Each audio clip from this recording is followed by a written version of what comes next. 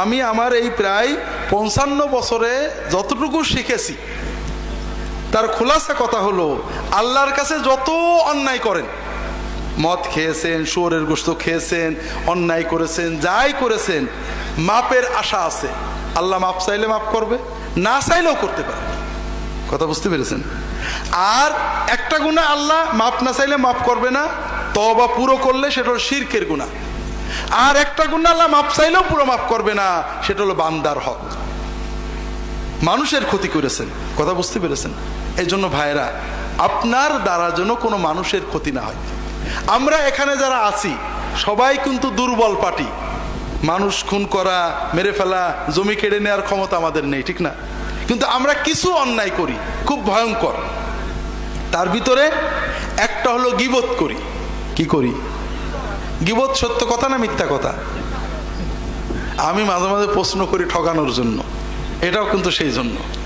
গীবত আসলে শতভাগ সত্য কথা, মিথ্যা হলে সেটা গীবত থাকে না, সেটার নাম হলো অপবাদ। মিথ্যা হলো অপবাদ। আল্লাহ রসুল সাল্লাল্লাহু আলাইহি ওয়াসাল্লাম বলছেন, আতাদরুন আমাল গীবা?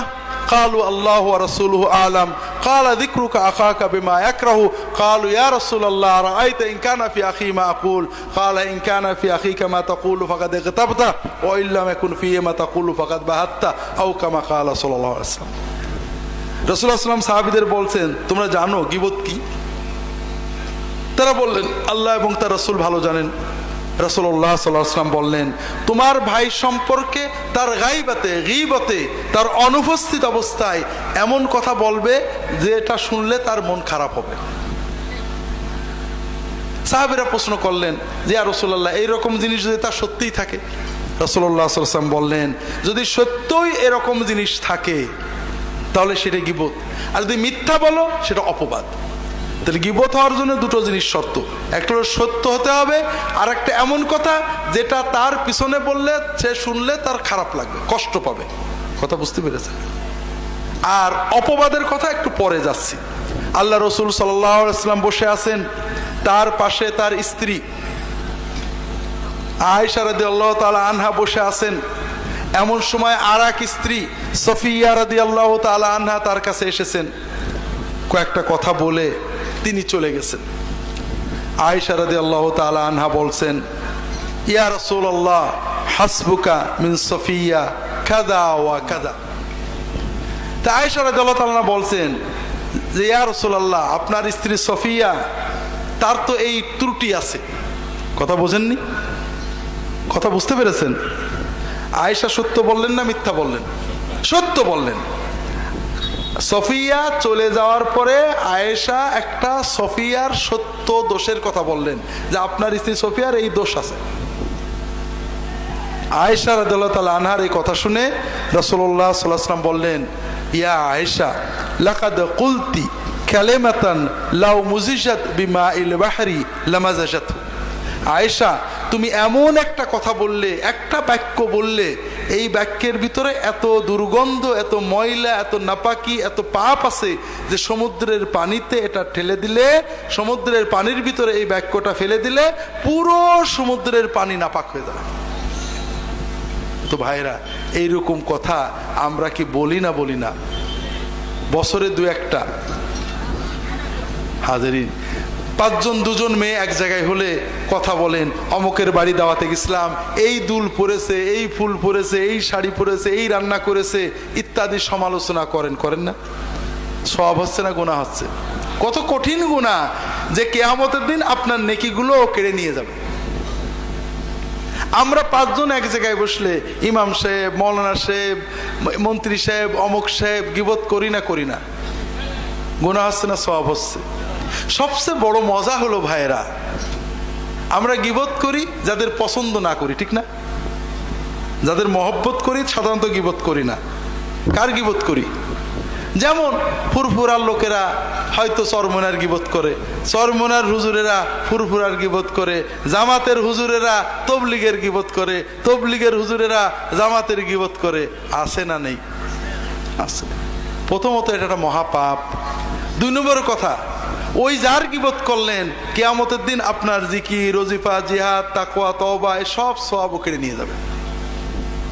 কাজেই ভাইরা, আমার অনুরোধ হলো, আপনি কি হেরার আলোয় আলোকিত হতে চান? আপনি কি সুন্নার আলোকে জীবন গড়তে চান?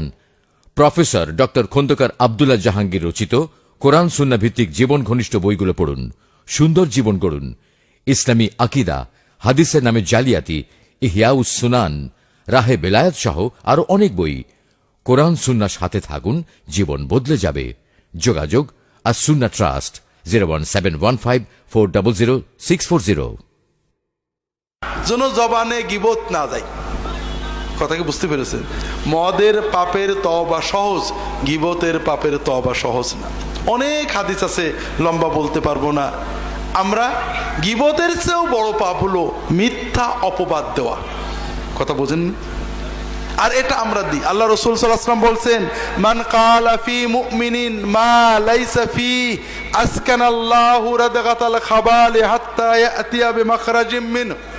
যদি কেউ কোনো মুসলমানের ব্যাপারে এমন কথা বলে যেটা সত্য নয়, কিয়ামতের দিন জাহান্নামের মানুষদের রক্ত, পেশাব, পায়খানা, পুজ যেখানে জমা হবে সেই সাগরের ভিতরে আল্লাহ তাআলা ওই ব্যক্তিকে রেখে দিয়ে বলবেন, তুমি যে অমকের ব্যাপারে কথা বলেছিলে এই কথার দলিল দিয়ে এখান থেকে বেরোবা। ভাইরা, একটু সচেতন হন।